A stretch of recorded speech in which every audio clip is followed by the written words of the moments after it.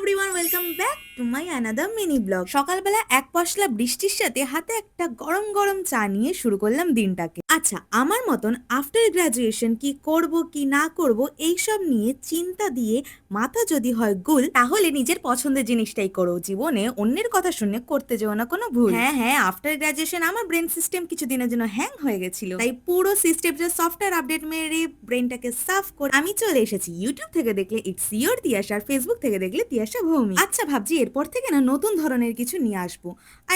আমি কিছু শিখছি, সেটা তোমাদের সাথে শেয়ার করছি। আর এই বিষয়টা যদি 30 ডেজ চ্যালেঞ্জের ওপর করি তাহলে কেমন হয়? আচ্ছা বাবা, যা হবে দেখা যাবে। এই যে দেয়ালটা দেখছো, ছোটবেলা থেকে যা যা আঁকিবুকি করেছি আজ তার ওয়ালপেপার লাগিয়ে সেটে দিলাম। এরপর খাওয়া দাওয়া শেষ করে ঘুম থেকে উঠে নেল পলিশ নিয়ে বসে পড়েছি। একটু মনে হলো আঁকিবুকি করি নখের উপর। ওই এদিকে দাদুন বলল টিস্যু দিয়ে আমার নখটা একটু পরিষ্কার করে দে। এদিকে আমার নখে আঁকিবুকি করার কারণে দিদুনকে বললাম করে দিতে। এরপর দুজন দেখলাম বেশ ভালো সিনেমা চালিয়ে দেখতে বসে। সেই ফাঁকে আমার জন্য চলে এসেছে গরম গরম চা, বিস্কুট আর গোপাল ভাঁড়। এরপর একটু গন্ধরাজ মোমো খেয়ে আমি চললাম।